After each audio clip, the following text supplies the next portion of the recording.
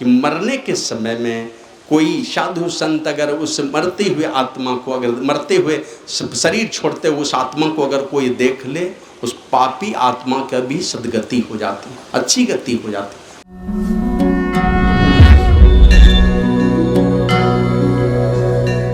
मुझे लगता है कि महीने में जहाँ जहाँ पहले बहुत मासिक सत्संग होता था, ये बस्ता पहाड़ी से संचालित होता था या उधर बभनिया केंद्र से संचालित होता था, सब गांव में मैं जाता था मासिक सत्संग में रात को। और बहुत कम उम्र से ही कुछ कुछ बोलवाने भी लगा लोग, और लगता था कम उम्र में नौकरी हो गई तो जिस गांव में जाता था तो लोगों को सुनने में भी, नहीं भी बोल सकता था तो भी चाहता था कि कुछ बोले, और लोगों को अच्छा लगता था सुनने में। तो उस समय से इस गांव से बड़ा ही आत्मीय रिश्ता है मेरा, तो मैं इस सारे लोगों को मैं बहुत बहुत बार नमन करता हूँ। बहुत से दिव्य पुरुष हुए हम लोगों के बीच में ही, बहुत गरीबी में रह करके गुरु महाराज के ज्ञान को अपने जीवन में उतारा है। हम लोगों के पास तो बहुत अच्छी परिस्थिति है, हम लोगों से खराब परिस्थिति में भी रह करके बहुत बढ़िया सत्संग लोगों ने किया है। और वो पुराने सत्संगी लोग अगर नहीं आए होते तो ये गुरु महाराज के ज्ञान की ये अविरल धारा अब तक यहाँ नहीं आई होती।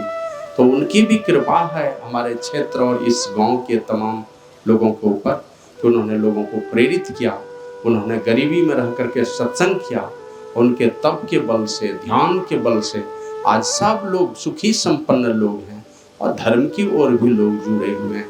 तो उन सभी दिव्य आत्माओं को भी मैं नमन करता हूँ जिनके पुण्यतिथि पर सत्संग का आयोजन है। पूरा नाम तो आप लोग जानते होंगे, हम लोग कमली बाबू के नाम से जानते थे, कमली बाबू, और शायद मांगन बाबू की क्या नाम था, और एक श्याम बाबू। तो सब बारी बारी से चले गए, हम लोग भी चले जाएंगे, लेकिन उनकी कीर्ति को नहीं भुलाया जा सकता। और भाई विनय कुमार शाह जी ने ये सत्संग का आयोजन उनके पुण्यतिथि पर कराया। हमारे शास्त्रों की ऐसी मान्यता है कि जब कोई आदमी शरीर छोड़ने लगता है, शरीर छोड़ते वक्त अगर किसी साधु संत का दर्शन हो जाए तो उसकी अच्छी गति हो जाती। शरीर छोड़ने के किसी वितरागी पुरुष का दर्शन हो जाए, क्योंकि एक बार एक भगवान बुद्ध के शिष्य हो गए सारीपुत्र, 9 दिनों में आत्मज्ञान हुआ उनको। सारीपुत्र एक दिन गए अपने भांजा के पास, भगना के पास, वो ब्राह्मण कुल के महात्मा थे। वो सारीपुत्र अपने भांजा के घर पर गए और अपने भांजा को जाकर के पूछा, क्यों ब्राह्मण, अपने मुक्ति के निमित्त तो तुम कौन कौन सा काम करते हो, क्या करते हो तुम? ऐसे हमारे गुरु महाराज तो लिखे हैं, जितने ये आवागमन सम दुख दूजा है नहीं जग में कोई, इसके निवारण के लिए, आवागमन के निवारण के लिए, मतलब सदा सदा के लिए जन्मना और मरना छूट जाए। क्योंकि एक कष्ट होता है, कोई बीमारी होती है ना, बड़े परेशान होते हैं। आप ऐसे विचार कीजिए, अगर किसी को 5 मिनट के लिए पेट में दर्द हो जाए, कैसा लगता है? अगर पेट में दर्द हो जाए किसी को तो छटपट करता है।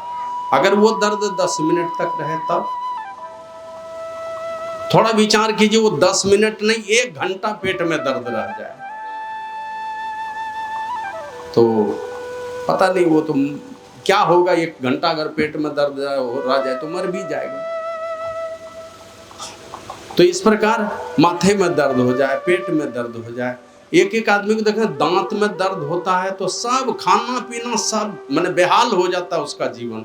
तो ये छोटा छोटा दर्द है, कहीं सारे दुखों को एक साथ समेटो, चाहे कैंसर का दर्द हो, टीबी का दर्द हो, कि दम्मा का दर्द हो, और सब तरह का दर्द जोड़ दो एक साथ में। ये सब दर्द मिल करके भी मरने के समय का दुख का बराबरी नहीं हो सकता। जन्मने के समय में माने भाई राजीव दीक्षित कहते थे कि ये देखते हो ना स्टोन क्रशर, उसमें बड़ा बड़ा बोल्डर डाल देते हो तो चिप्स बन करके निकलता है, बोल्डर का पाउडर बन करके निकल जाता है।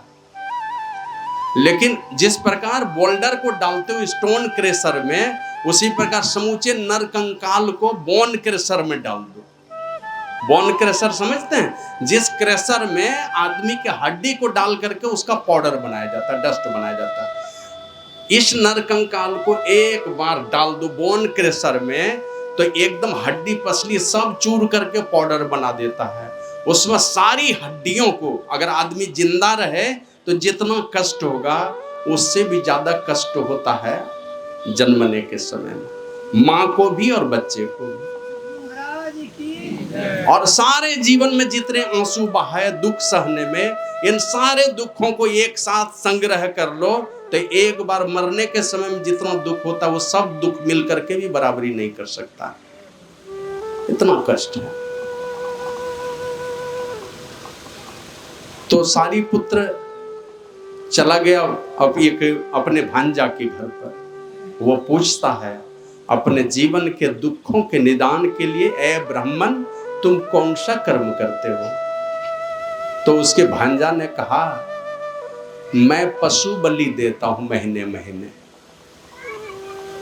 जैसा गुरु मिला है, जो समझाया है, शास्त्रों को छोड़ दिया और जिसके तिसके कहे मुताबिक चल दिया। ऐसे आप लोग जानते हैं कि लोग अपने मन से ही, जब मन में जो बात उठती वो काम करता है, और जब मन गलत निर्णय देने लगता है, मन विचार नहीं कर सकता है, जब मन निर्णय नहीं कर सके तो बुद्धि का सहारा लेता है ना। मन हमेशा, मन का कहा करेंगे तो हमेशा परेशानी में ही पड़ेंगे। जो जो बात मन में उठती जाए आप वो करते जाइए तो परेशानी में ही पड़ना है, क्योंकि मन कभी भी बढ़िया करने के लिए नहीं कहता, हमेशा गड़बड़ कहता है। तो बुद्धि से निर्णय लेता है। और कभी कभी देखिएगा ये बुद्धि भी सही निर्णय नहीं कर पाती, बुद्धि भी धोखा दे देती है किसी किसी को। अब हमारे यहाँ का चीफ सेक्रेटरी पकड़ा गया, सुने कि नाम नहीं बोलूंगा, आप लोग नाम जानते हो। चीफ सेक्रेटरी पकड़ा गया, ईडी का छापा, कितना कितने करोड़ों अरब क्या क्या निकले, किसके कहने पर किया था, कहाँ चली गई वो बुद्धि। तो बुद्धि भी धोखा दे देती है। तब क्या कहते हैं, जब बुद्धि धोखा देने लगे तो ये बुद्धि का शास्त्र और संतों के विचारों से समन्वय होना चाहिए। शास्त्र से समन्वित जब हमारी बुद्धि काम करती है तो वो बुद्धि धोखा नहीं देगी। और शास्त्र और संतों के विचारों के प्रतिकूल चल करके अगर बुद्धि निर्णय दे रही है तो वो निर्णय, उस निर्णय से भी मनुष्य धोखा खा जाता है, गलती हो जाती है, गड़बड़ी हो जाती है। तो कोई समझाने वाला नहीं हुआ, जिसको जैसा गुरु मिला कह दिया, बस बात मान ली और लोगों को लगा कि चलो ये ठीक हुई होगा। तो वही कहता है कि मैं हर महीने पशु बलि देता हूं। उसके भांजा ने कहा, तो उसको कहा चल मेरे साथ, ले लिया अपने साथ। उसको लेके चले गए अपने मामा के घर पर सारी पुत्र, और अपने मामा के घर पर जाकर मामा से भी वही सवाल किया, क्यों ब्राह्मण, अपने मुक्ति के लिए, अपने जीवन में सुख और शांति और समृद्धि के लिए तुम कौन सा कर्म करते हो? तो मामा ने कहा, मैं हर महीने 1000 रुपये खर्च करके जंगल में जाके अग्निहोत्र करता हूँ, यजन करता हूँ। आज से 3000 वर्ष पूर्व की बात है लगभग। उस समय कहते मैं हर महीने 1000 खर्च करके, अब जोड़ लीजिए 3000 वर्ष का 1000 पहले का, अभी कितना होगा जरा अनुपात में, मुझे लगता है करोड़ों से पार कर जाएगा। तो उतना खर्च करके मैं हर महीने जंगल में जाके अग्निहोत्र करता हूँ, यजन करता हूँ, यज्ञ करता हूँ। उनको भी साथ में ले लिया। उपदेश करना चाहते तो सारी पुत्र भी समझा सकते थे, लेकिन एक का रिश्ते में मामा लगता था और दूसरे के रिश्ते में भांजा लगता था। तो कौन मामा भांजा किन की बात मानता है, कौन किन को मानने वाला। हम लोग भी जाते हैं के छके तो हमारा पुराना बोला वो बात छके, बस यही कीमत है हमारी। हम जब अपने जाति बिरादरी जिस जाति में जन्म लिए उधर यही है। तो दोनों को लेके चला गया और भगवान बुद्ध के पास जाकर के कहते हैं वो सारी पुत्र की, भगवान ये मेरे भांजा और ये मेरे मामा हैं, ये अपने मुक्ति के लिए हर महीने पशु बलि देते हैं और ये हर महीने हजार हजार रुपये खर्च करके जंगल में जाकर अग्निहोत्र करते हैं, यजन करते हैं। तो भगवान बुद्ध ने कहा महीने महीने पशु बलि दो या हर महीने हजार हजार खर्च करके तुम जाके अग्निहोत्र करो, बदले में। ऐसे तुलसीदास जी महाराज लिखते हैं, माधव मोह फांस क्यों टूटे, बाहर कोटि उपाय करिए। करोड़ों उपाय कर लो बाहर में जाके, और करोड़ों उपाय में करोड़ों करोड़ खर्च करो, एक दो नहीं, उपाय करो करोड़ों, और एक एक उपाय में करोड़ों करोड़ों खर्च करो। बार कोटि उपाय करी अभी अंतर ग्रंथि ना छूटे, माधव मोह फांस क्यों टूटे। मोह का फांस, मोह का बंधन नहीं टूटने वाला है, और जब तक संसार से आसक्ति और मोह का बंधन है परमात्मा में प्रेम हो नहीं सकता है, उनका साक्षात्कार हो नहीं सकता है। तो लेके गए भगवान बुद्ध कहते हैं महीने महीने यजन करो या महीने महीने पशु बलि दो, हजार हजार खर्च करो, महीने महीने की करोड़ करोड़ करो, बदले में किसी विशुद्ध चित्त वाले किसी भिक्षु का पल भर के लिए दर्शन कर लो। विशुद्ध चित्त वाले, पवित्र चित्त वाले किसी वीतराग महापुरुष का, किसी भिक्षु का दर्शन कर लो जो पवित्र चित्त वाले हैं, विशुद्ध चित्त वाले हैं। इससे कहीं ज्यादा पुण्य होगा और तुम्हारे मुक्ति का द्वार खुल जाएगा। उनकी सेवा में, उनका मात्र दर्शन करने से पल भर का दर्शन कर लोगे। तो इसलिए मैं ये विनय जी ये पुण्य तिथि पर सत्संग का आयोजन कराए हैं अपने पिता की मृत आत्मा की मुक्ति के निमित्त। और शास्त्रों में ऐसी चर्चा है कि मरने के समय में कोई साधु संत अगर उस मरते हुए आत्मा को, अगर मरते हुए शरीर छोड़ते हुए उस आत्मा को अगर कोई देख ले, उस पापी आत्मा का भी सदगति हो जाती, अच्छी गति हो जाती। देख ले अंतिम समय में, तो उस समय नहीं हुआ दर्शन। अब आप लाश को लेकर के राम नाम सत्य है करते हुए चले जा रहे हैं, उस समय भी अगर दर्शन हो जाए, कोई साधु संत अपने से देख ले, उस लाश को भी देख ले, उससे भी उसकी सदगति हो जाती है। जबकि वो मृतात्मा उस शरीर में नहीं है, उसी के साथ है, अगल बगल है उसी शरीर के साथ में। यही रहने के कारण ही तो देखते हैं ना, 60 किलो का शरीर है और जब कंधा पर लीजिएगा तो पता चलेगा क्या किलो का है। सब लाश 2-3 गुना भारी हो जाता है। हमने देख, अपनी माँ को मैं लेके गया यही रमला से, और जब मिर्जान हाट गया, मेन रोड में रास्ता बंद हो गया, तो हम लोग मिर्जान हाट की ओर गाड़ी सीधी कर दी। सोचे एकदम वहाँ कचहरी में जाकर के निकल जाएंगे, इधर भी गाड़ी जाम। तो क्या करेंगे, बस लाश उतारे, यही कुसुम घाटी से 20-30 लड़का लेकर के गए थे, बस सब लोग कंधा में टांगा, सब टांग के ले गया। तो थोड़ी दूर मैं भी कोशिश किया, पता नहीं कहाँ से लगता था 2-3 कुंटल का वजन है उस शरीर में, कौन पत्थर घुस गया कि पता नहीं। जम्फांस में फंसी हुई आत्मा साथ साथ चलती है। उस समय भी अगर उस शरीर को देख ले, उस पार्थिव शरीर को भी कोई साधु संत देख ले, तो उसकी सदगति हो जाती है। उसमें उस समय भी अगर नहीं देख पाया तो जलती हुई लाश के धुएं को भी देख लिया अगर किसी वीतरागी महापुरुष ने, किसी साधु संत ने, तो उस पापी से पापी आत्मा की उस स्थिति में भी सदगति होती है।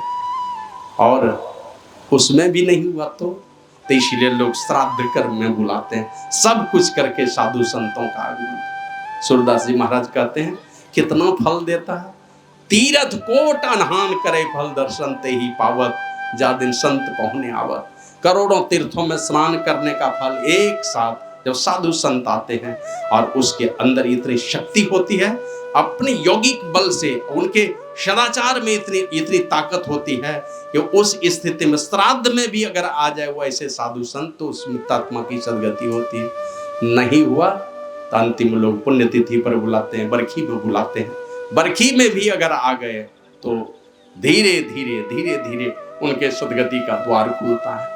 तो इसी प्रकार की आशा भरोसा, और कोई भी खानदान का एक भी आदमी एक पूर्वज का नाम लेकर के, किसी एक का, पिताजी का ले लीजिए, माँ का ले लीजिए, दादी का ले लीजिए, दादा का ले, एक के नाम पर कीजिए, वो बहुत सबका नाम लेकर, मात्र एक पूर्वज के नाम पर इस प्रकार का आध्यात्मिक आयोजन अगर करते हैं तो गरुड़ पुराण में इस प्रकार की चर्चा है। उनके सारे पूर्वजों को एक साथ आमंत्रित किया जाता है। यमराज की उपस्थिति में उनके सारे पूर्वजों को, जो भी मर करके चले गए, सारे पूर्वजों को बुलाया जाता है और उस यमराज की उपस्थिति में सप्तऋषि आते हैं और सप्तऋषि के सामने में उनके सारे पूर्वजों को सम्मानित किया जाता है। और सम्मानित करने का यही कारण है कि तुम्हारे खानदान में ऐसी कौन सी बुद्धि वाला बेटा या बेटी हो गया कि ये साधु संत को बुला लिया। इनके पास तो इतनी सामर्थ्य है कि सारे देवी देवता ये तो गुणगान करते ही करते हैं, परमात्मा भी इनकी बात को नहीं टालते हैं। इसमें इतना दम है। और उनको बुला करके अपने घर में ये कथा कहानी की चर्चा हो रही है।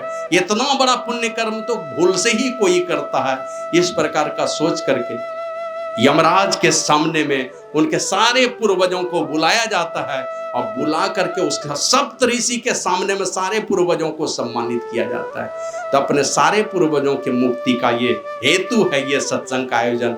इसलिए हर लोगों को चाहिए घर में एक न एक बार, नहीं कर सकते बहुत साल में एक ही बार, अपने पूर्वजों के नाम पर। आप लोगों को याद होगा, जो पुराने सत्संगी वो जानते होंगे, अंतिम बार जब बरारी में सत्संग हुआ था किस वर्ष हुआ था?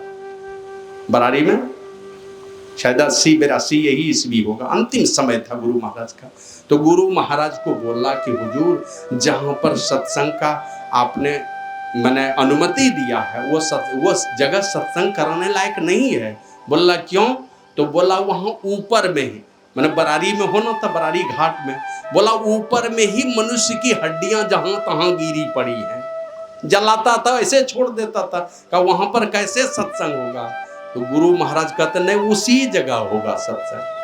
बोले हुजूर, जहां तहां मनुष्य की हड्डियां गिरी पड़ी हैं, कैसे सत्संग होगा वहां पर? तो गुरु महाराज कहते हैं, हमारे बहुत सत्संगी भाई मर मर करके वहीं बरारी में जाके बस गए।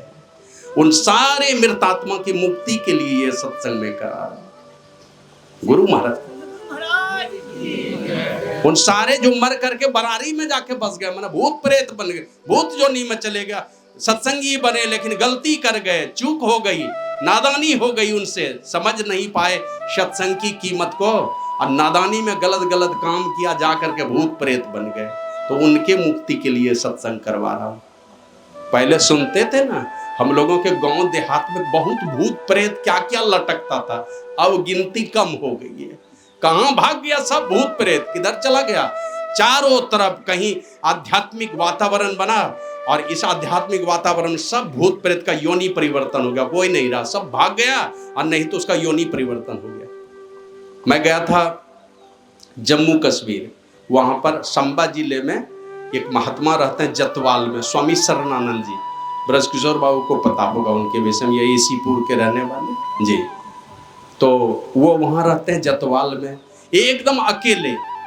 एक बाबा बिरपानाथ योगी, ये योगीराज बाबा गोरखनाथ जी महाराज के सिद्ध शिष्यों में वे भी एक हैं, बाबा बिरपानाथ। जम्मू कश्मीर में बड़ी उनकी ख्याति है। तो वहाँ एक छोटा सा मंदिर, इतनी ठंड हवा चलती है, रात में वही मंदिर के पास एकदम खुले आसमान में उस शीतलहरी में रह करके मुझे लगता है 30-40 वर्ष गुजार दिया उन्होंने। वहां पर रात को वो बताते थे, एक तालाब है, लगता था उस तालाब में बड़ा बड़ा पत्थर फेंकता है कोई, कौन फेंकता था पता नहीं। अब वो सब पत्थर फेंकना धीरे धीरे देख लिया, ये बाबा जी तो हम लोगों का बाप निकला, ये डरने वाला नहीं है, ये भागने वाला नहीं है। रोज सत्संग भजन चलता रहा, अब कोई पत्थर नहीं। गांव की माई दाई रात दिन में नहीं जाती थी, इतना भयावह वातावरण था। अभी दिन में भी क्या, कभी भी सुबह शाम रात जब इच्छा होती है तब चली जाती है। अब वहाँ बंदर हनुमान बहुत आ गया, तो हमने यही कहा कि महाराज सब योनि परिवर्तन हो गया, सब हट गया आपकी कृपा से। और गुरु महाराज की कीर्ति का इतना गायन हुआ है वहाँ पर। तो एक मृत आत्मा के नाम पर इस प्रकार का आयोजन होता है, अपने सारे पूर्वजों के मुक्ति का कारण बन जाता है ये। तो हर लोगों के घर पर इस तरह की बातें होनी चाहिए। और यही सुने थे अभी, मृतात्मा की सद्गति हो जाए, मन फिर से मनुष्य शरीर मिल जाए, फिर से भक्ति का काम करे, इसी के लिए ये सत्संग का आयोजन होता है, ये पुण्यतिथि के अवसर पर। और इसी की चर्चा हम लोग सुन रहे थे। अभी पूछा था कागभूषण जी और गरुड़ जी के संवाद को सुन रहे थे हम लोग। ये हमारे गुरु महाराज कहते थे, ये जो सत्संग है हमारे पूर्वजों ने, हमारे शास्त्रों ने, हमारे ऋषि मुनियों ने ये हमें ज्ञान इस प्रकार से हमारे अंदर में भर दिया है कि हमारे पूर्वज यही समझ पाए और हमें यही समझाया। ये जो सत्संग है ये हमें ईश्वर की भक्ति सिखाता है। क्या सिखाता है ये सत्संग? ईश्वर की भक्ति करने, कैसे करेंगे ईश्वर की भक्ति, ये सिखाता है।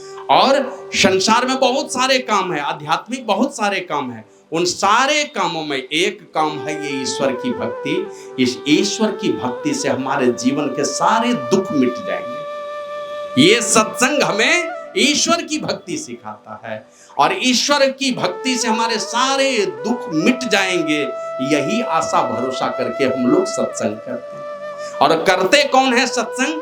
जिनको अपने मुक्ति की बहुत बहुत चिंता है, जिसको अंदर से बहुत तड़प है अपने विषय में, अपने दुखों का बहुत बहुत चिंतन है उसको कि हमारे सारे दुख मिट जाएं। तो जो अपने दुख की निवृत्ति के लिए जो बहुत ज्यादा बेचैन रहते हैं वे ही सत्संग करते हैं। तो यही सोच करके अभी वही चर्चा हम लोग सुन रहे थे कागभूषण जी और गरुड़ जी के संवाद में। विरति चरम असि ज्ञान मद, लोभ मोह रिपु मारी, जय जय होय सो हरि भगति, देखो खगेश विचारी। कागभूषण जी कहते हैं, ए गरुड़ जी जरा सा विचार करके देखिए।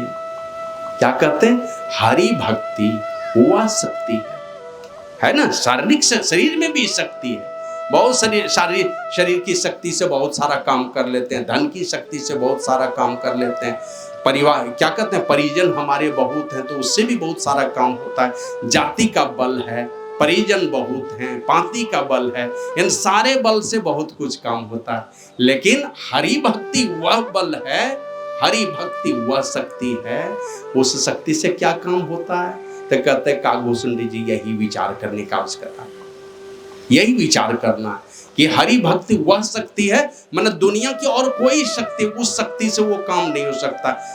जब भी होगा ये परमात्मा की भक्ति रूपी शक्ति से काम होगा।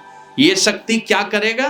तो कहते हैं जिसके सहारे वैराग्य रूपी ढाल और ज्ञान रूपी तलवार के सहारे अहंकार लोभ मोह रिपु जैसे माने शत्रु को मार करके जय पाया जा सकता है। जिनके गुलाम हैं हम, अहम के गुलाम हैं, माने घमंड के गुलाम हैं, लोभ के गुलाम हैं, काम क्रोध आदि के गुलाम है, यानी सारी गुलामी में रहने के कारण ही हम दुख झेलते हैं संसार में।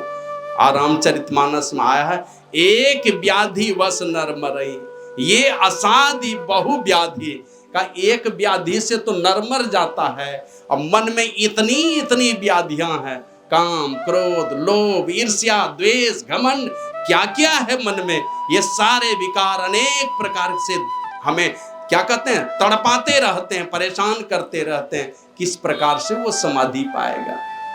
तो इसलिए इन सारे काम क्रोध लोभ घमंड आदि सारे दुश्मनों पर ये हरि भक्ति वह शक्ति है जिससे वैराग्य रूपी ढाल, विरति चरम असि ज्ञान मद का वैराग्य रूपी ढाल और ज्ञान रूपी तलवार के सहारे, ये दोनों चीज है। लेकिन हरि भक्ति रूपी शक्ति उसके साथ चाहिए, और नहीं तो दुबला पतला आदमी है उसको तलवार दे दीजिए ढाल दे दीजिए तो उसका तलवार और ढाल ही नहीं ढो सकेगा, तो दूसरे से क्या वो लड़ाई करेगा? तो उस वैराग्य में बल कौन देता है? हम अंदर से चाहते हैं कि चलो संसार की कोई चीज नहीं चाहिए, संसार के उल्टे चलेंगे, चलो ठीक है जाके जंगल में रह लेंगे, जंगल में ही वासना सताएगी, जंगल में वासना सताएगी, काम क्रोध ईर्ष्या द्वेष जंगल में ही सताएगा। एक बाबा जी चले गए, पत्नी से झंझट हो गया, चले गए बाहर। अब बाहर गए तो 40-45 साल गुजर गए, गए थे जवानी में, 45 साल के बाद उनकी पत्नी का देहांत हो गया। तो उनके साथ में जो बाबा जी रहते थे उनको कहीं से खबर मिली कि तुम्हारे साथ में जो तुम्हारा साथी रहता है ना उसकी पत्नी मर गई। तो उसने बता दिया, भाई तुमको पता चला कुछ? बोला क्या? का तुम्हारी पत्नी मर गई। बोला मर गई, चल माथा का बोझ हल्का हो गया। तो बाबा जी कहता है माथा का बोझ हल्का हो गया, 45 साल से तुम्हारे माथे पर बैठी हुई थी क्या? मन पत्नी घर में है, 45 साल पहले छोड़ा है, अब बोल दिया दूसरे साथी ने तुम्हारी पत्नी मर गई, तो कहता चल माथा का बोझ हल्का हो गया। मैंने 45 साल से माथा पर बैठी हुई थी। एक बाबा जी चले जा रहे थे और उनको एक बूढ़े महात्मा मिल गए। अब शाम का समय था, नदी पार करनी है, तो दोनों अब पार ही होने वाले हैं। तब तक में एक लड़की कहीं से आ गई, महाराज हमें भी किसी तरह पार कर दो, मुझे तैरना तो नहीं आता। अब वो जो बूढ़े बाबा जी कहते यार ये, उनको ले बगल में ले जाके, ये तो एकदम अपवित्र है, ये है वो है, छूत है, मत तुम पार करो, ये वो सिखाया उसको। इसको दया आ गई, का चल जो होगा देखा जाएगा, कंधे पर टांगा, उसको पार कर दिया। अब वो बाबा जी कहते हैं तुम अपवित्र हो गए, तुम एकदम बहुत गंदा आदमी हो, तुम लड़की को छू दिया, तुम पार कर दिया, बहुत तरह की बातें बोलने लगे। वो कुछ नहीं बोले, चले गए। 6 महीने के बाद वो बाबा जी मिल गया, वो जो जवान बाबा जी। जैसे आगे बढ़ा बूढ़े महात्मा को प्रणाम करने के लिए, जैसे हाथ बढ़ाया आगे, बस वो पीछे हटे, हटो हटो, तुम तो अपवित्र आदमी। का क्यों? का तुम तो लड़की को कंधा पर चढ़ा करके पार किए थे। तो बोले महाराज हम तो नदी के उस पार में कंधा पर चढ़ाए और नदी के इस पार में उतार दिए, तो वो लड़की तो मेरे कंधे से उतर गई वहीं पर, आपके माथे पर अभी तक सवार है वो लड़की। 6 महीना गुजर गया, आपके माथे पर कैसे सवार हो गए? हम तो अपने कंधे पर ला देते। श्री सद्गुरु महाराज की जय। तो वैराग्य रूपी ढाल और ज्ञान रूपी तलवार बल देता है उसको हरि भक्ति। वह शक्ति है हरि भक्ति। हरि भक्ति वह शक्ति है जिसके सहारे, मतलब जिसका सहारा लेकर के वैराग्य रूपी ढाल और ज्ञान रूपी तलवार, ये दोनों के सहारे अहम माने घमंड, लोभ, मोह आदि शत्रुओं को मार करके हम जय प्राप्त कर सकते हैं, माने उस परमात्मा को हम प्राप्त कर सकते हैं। तो ये सारी बातें सुनने के बाद गरुड़ जी पूछते हैं, बहुत सारे प्रश्न किए हैं। तो सबसे पहला प्रश्न गरुड़ जी ने यही किया, महाराज आप बताने की कृपा करें, क्योंकि वो जानते हैं ये बड़े भक्त लोग हैं कागभुसुंडी जी, अनेक जन्मों से ये साधु संतों का साथ मिलता रहा है। इनके पूर्व की घटना भी गरुड़ जी सुन चुके थे कि गुरु की बड़ी कृपा है इनके ऊपर। गुरु की कृपा से ही ये कौवे के शरीर में भी इतना बड़ा ज्ञानी है, गुरु की कृपा से है। उन्होंने शिव जी को मनाया तो शिव जी ने वरदान दे दिया, जाओ जिस जगह रहोगे, जिस योनि में रहोगे, हर योनि में तुमको ये राम भक्ति विराजेगी और तुम्हारी आबाद गति होगी, कहीं तुम्हारी गति रुकेगी भी नहीं और जन्मने मरने का तुमको दुख भी नहीं होगा। ये सब गुरु की कृपा से उनको वरदान मिला था कागभुसुंडी जी को। तो कहते महाराज आप बताइए, आप तो कौवे के शरीर में हैं, तो जरा आप कृपा करके बताइए सबसे बढ़िया शरीर कौन सा है? क्योंकि सब शरीर में मजा चख चुके थे वो कागभुसुंडी जी। अलग अलग मनुष्य में भी आए, तो कभी शूद्र में आए, कभी ब्राह्मण कुल में, हर जाति में पैदा होते रहे और अनेक योनियों को प्राप्त किया। तो सोचा कि शायद ये अनुभवी है, बहुत घाट का पानी पिया हुआ है, तो जरा इनसे पूछना चाहिए सबसे उत्तम शरीर कौन सा है। तो बोलना चाहिए कौवा का शरीर सबसे बढ़िया है, क्योंकि हम बड़ा ज्ञानी आदमी हैं। तो उन्होंने ये नहीं कहा कि तुम क्षत्रिय कुल में पैदा होना तो राजा ही बन जाओगे, तो वैश्य कुल में पैदा होना तो सब धन दौलत तुम्हारे ही पास रहेगा, कमा कमा करके बड़ा धन वाला हो जाओगे। ऐसा भी नहीं है। अभी देखते हैं चरण की पूजा होती है, तो कहा कि चलो तुम दलित बन जाना, तुम्हारी पूजा होगी, बड़ा महान बन जाओगे। तो ये सब भी नहीं कहा, ये भी नहीं कहा कि तुम ब्राह्मण के खानदान में पैदा हो जाना तो वो वाला शरीर बड़ा बढ़िया है। कागभुसुंडी जी कहते हैं नर समान नहीं कौनिउ दे, इसके समान दूसरा कोई शरीर नहीं है। और कैसा ये शरीर है? जीव चराचर, चर और अचर, चलने वाले और नहीं चलने वाले जितने जीव हैं। और नहीं चलने वाले कौन कौन जीव हैं? सब जीव को तो देखते हैं चलते हुए, नहीं चलने वाला अगल बगल में बहुत सारा पेड़ देखा होगा। कितना दिन का पेड़ देखा है आपने? कितनी आयु वाला? 10-20 साल, 25 साल, 50 साल, 100 साल का ताड़ गाछ देखे होंगे तो ये कह सकते हैं हमारे पिताजी कहते थे कि हम 50 साल पहले से देखे, यही देखे होंगे। ये जोशी मठ है, जब आप जाएंगे बद्रीनाथ का दर्शन करने उत्तराखंड में, उससे 50 किलोमीटर नीचे में जोशी मठ है। उस जोशी मठ में आदि गुरु शंकराचार्य जब 5 वर्ष के थे तो वहां पर उन्होंने तपस्या की थी। 5 वर्ष के उम्र में आदि गुरु शंकराचार्य। वो है सहतूत का पेड़, समझते हैं शहतूत, तूत जिसको कहते, शहतूत का पेड़ है।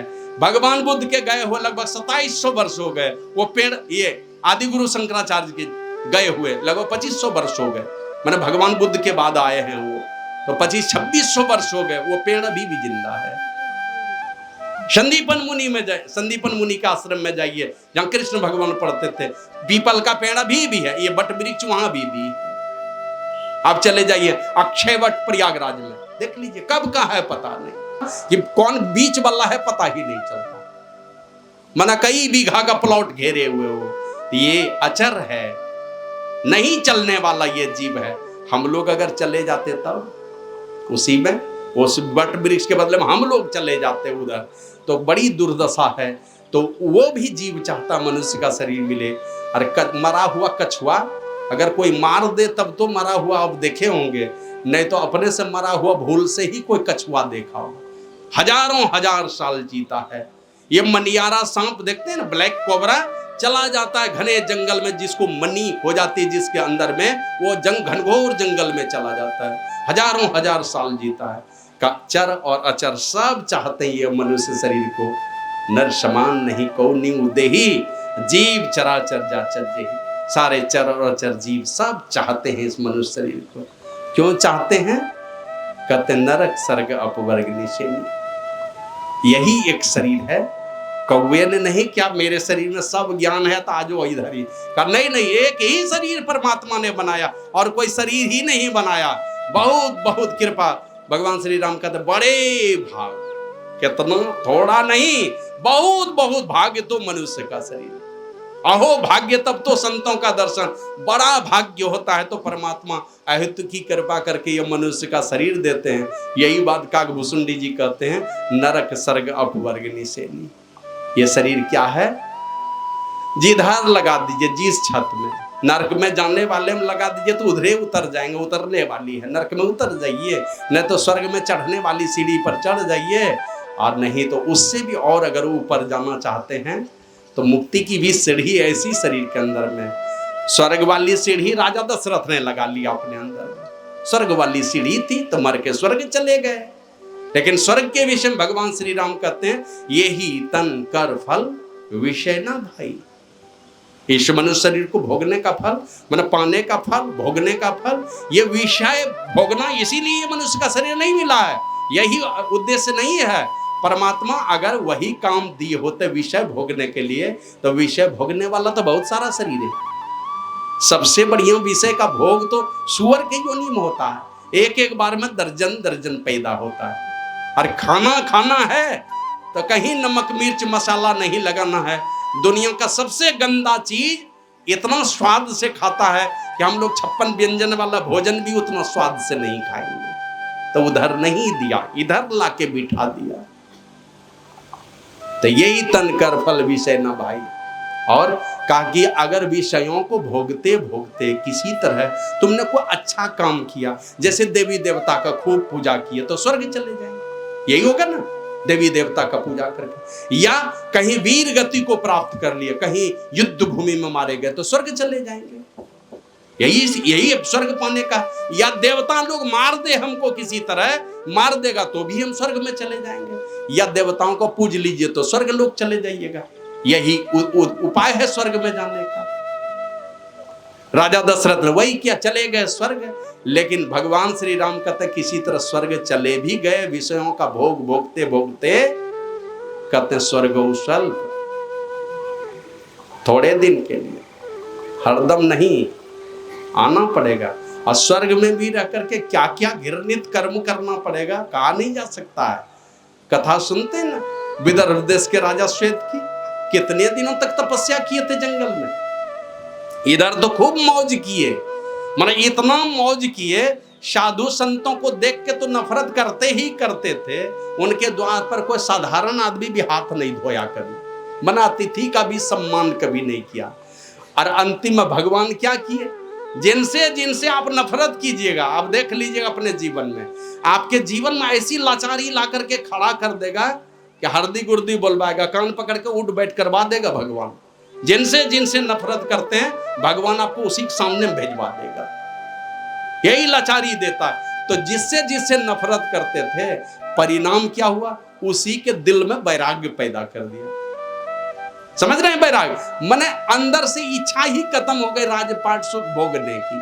क्या इच्छा हो गई, चल ये सब बेकार है, चलते हैं उधर जंगल में ही, इधर तो कोई बैठने देगा नहीं, क्या समाज में कोई बढ़िया काम नहीं किए हैं, तो चलो जंगल में चुपचाप बैठे रहेंगे, उधर तपस्या करेंगे, कोई देखेगा भी नहीं।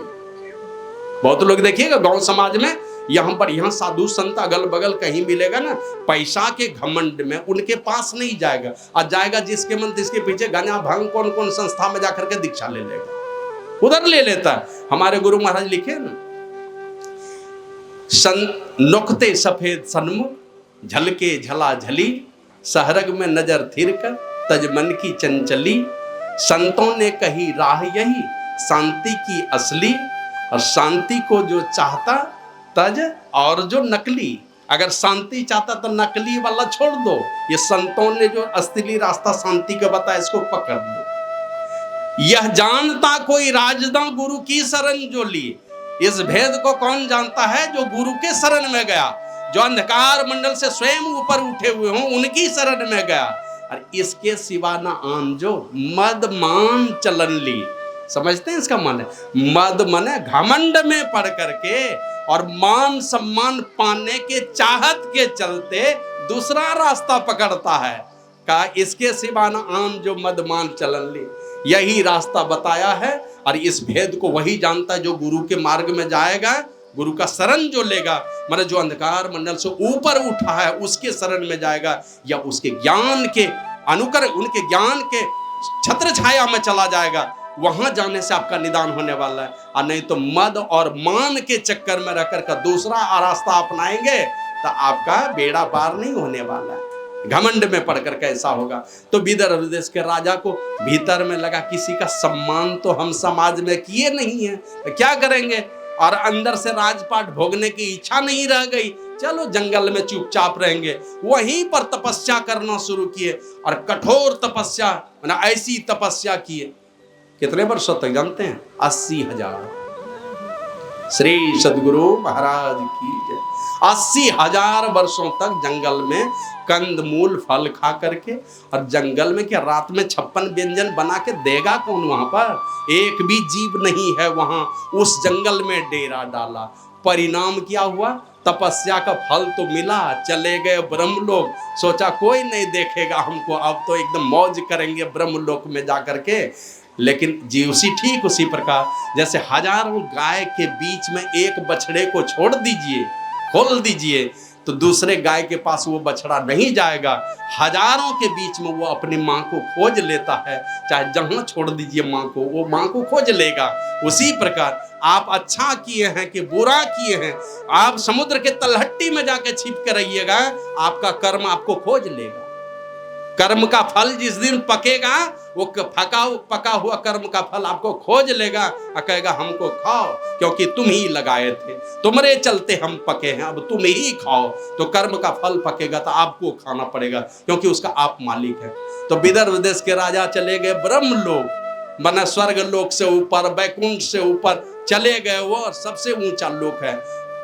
पुनरावर्तन होने वाला जितना लोक है, मैंने लौट करके आने वाला जितना लोक है, उसमें सबसे ऊंचा लोक है ब्रह्मलोक। वहां चला गया, लेकिन वहां जाके पड़ गया अपने कर्म फल के चक्कर में। अब भूख प्यास से परेशान है।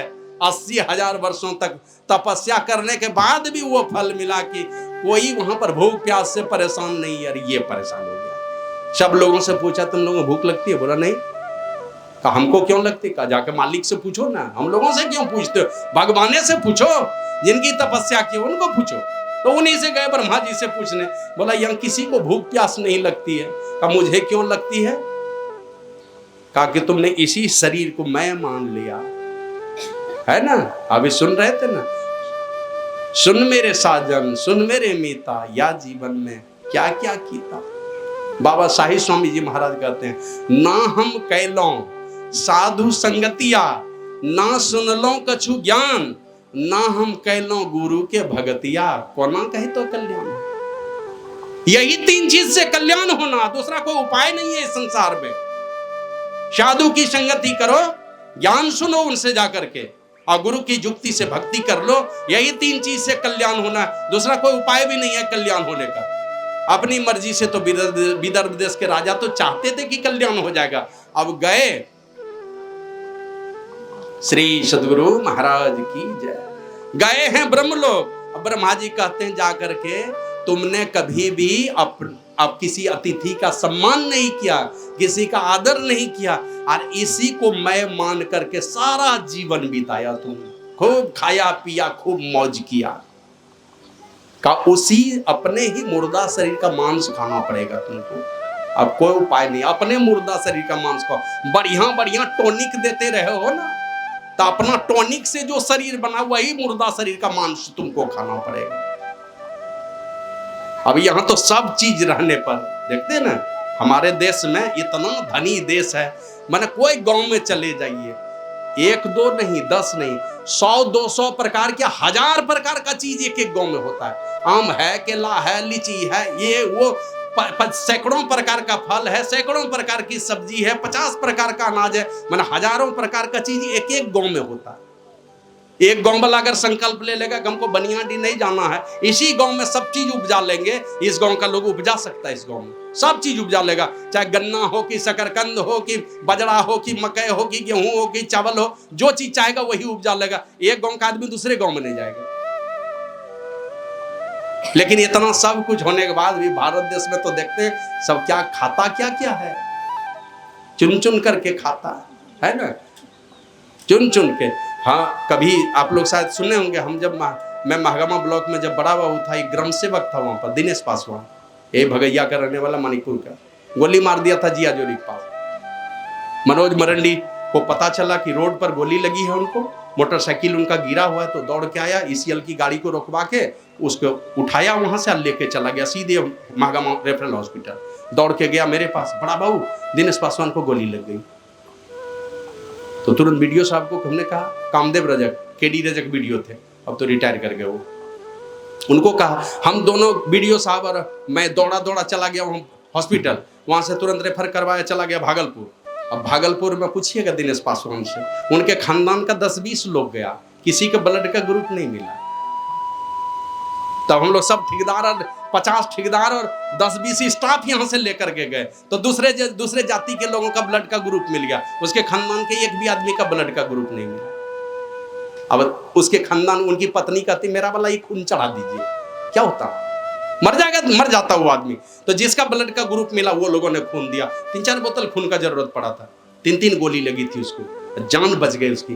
तब अपने भाई से भाई के ब्लड का ग्रुप नहीं मिलता, और हम मनुष्य हैं, परमात्मा ने हमें बनाया है, और परमात्मा ने ऐसे सांचे में ढाला है कि 3300 कोट देवी देवता इसके अंदर है।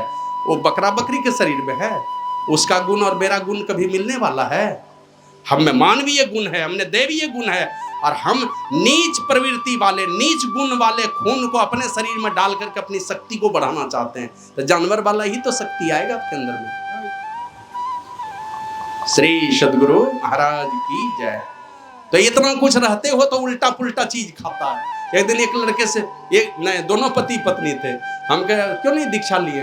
नहीं, मांस मछली आप खाती हैं? हाँ मैं तो खाती हूँ। अरे मांस मछली खाती हैं, ये कैसी बुद्धि है आपकी? पढ़ लिख करके हम कहते हैं बाबा आशीर्वाद दीजिए, BPSC की तैयारी कर रहे हैं, आशीर्वाद दीजिए। हम आशीर्वाद दे देंगे तो मेरा आशीर्वाद लगेगा? विद्यादात्री है मां सरस्वती, बैठी आपके कंठ में, देते हैं जानवर का मांस इधर से, तो मां सरस्वती का बैठ बैठ करके अपमान कीजिएगा, मेरा आशीर्वाद कहां से लगेगा आपको? मेरा आशीर्वाद भी फेल करेगा, मां सरस्वती का ही अपमान कर रहे हैं। तो कहती बाबा हम तो नहीं जानते था, अच्छा ठीक है अब नहीं खाएंगे, चलो ठीक है। अरे ये सब बढ़िया से रहिए, तब हम लोगों का आशीर्वाद भी लगेगा, और नहीं तो हमारे जैसा लोगों का आशीर्वाद देने से भी नहीं लगने वाला। और वही इतने चीज हमारे देश में है, इतना बढ़िया चीज है, इतने ताकतवर लोग हुए इस देश में। ये आप लोग जानते हैं, डॉक्टर राजेंद्र प्रसाद हमारे देश के प्रथम राष्ट्रपति हुए, प्रथम प्रधानमंत्री भी आप लोग जानते होंगे, पंडित जवाहरलाल नेहरू। संसद की कार्रवाई होनी थी, अब अभी कंप्यूटर का जमाना तो उस समय था नहीं, साइक्लो स्टाइल मशीन से पेपर निकलता था। अब जिस एजेंडा पर बहस होना था संसद में, अब पंडित जवाहरलाल नेहरू के पास जो पेज था ना वो खो गया। अब सोचा बहस कैसे होगा, संसद में संसद की कार्यवाही होगी कैसे। तो चले गए डॉक्टर राजेंद्र प्रसाद के पास, जाके कहते हैं सर आप तो वो एजेंडा वाला जो पेपर था वो तो एक बार आप देखे थे, कुछ मोटा मोटी कुछ पॉइंट लिख देते तो उसी पर बहस कर लेते। तो डॉक्टर राजेंद्र प्रसाद क्रम से जो जितना एजेंडा पर बहस होना था वो सब एजेंडा लिख के दे दिया। अब गए उसी सारे बिंदुओं पर बहस हुआ वहां पर, और महीना 15 दिन के बाद पंडित जवाहरलाल नेहरू के कमरे से ही वो पेज कहीं से निकला जो उनके हाथ से कहीं गुम हो गया था। अब निकाल के दोनों का मिलान करते हैं, दोनों एक ही है, जरा भी अंतर एकदम हूबहू, सब पॉइंट एकदम क्रमवार है, मतलब क्रम भी उलट पुलट नहीं है। तो गए उनको बधाई देने के लिए, धन्यवाद सर आपका, गजब आपकी बुद्धिमता है, ये एकदम लिख दिए तो एकदम हूबहू वही बिंदु है।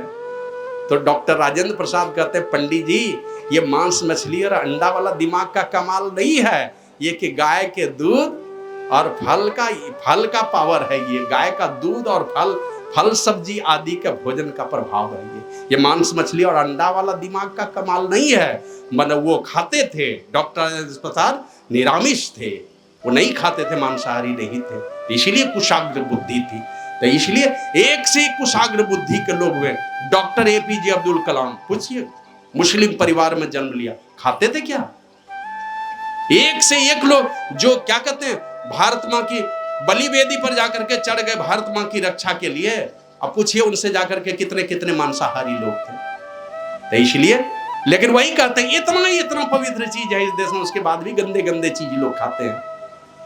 और बुद्धि विकृत होगी, बच्चा जवान होगा, वो बच्चा गाली देगा अपने माँ बाप को, प्रणाम नहीं करेगा, गाली देगा, घर से भगाएगा, कहेगा मेरा बेटा मानता नहीं है, बचपन से अच्छा संस्कार नहीं दिया, खान पान की छूट दे दी, कभी बाल बच्चे को बचपन से डांटा नहीं। सोचा नहीं अभी पढ़ता लिखता है, जब कमर क्या कहते हैं टाइट हो जाएगा, झुकने नहीं लगेगा, उस समय चाहिएगा मेरे चरण में वो कमर माथा झुकाने लगे, झुकने वाला नहीं है कभी। तो वही विदर्भ देश के राजा को कहा जाओ अपने मुर्दा शरीर का मांस खाना पड़ेगा। तो कहते हैं भगवान कितने दिन होता है, तो मरता क्या नहीं करता, अंतिम लाचारी तो गधा को बाप कहना पड़ता है, भूख मानता नहीं है, प्यास मिटती नहीं है, तो आना तो पड़ेगा।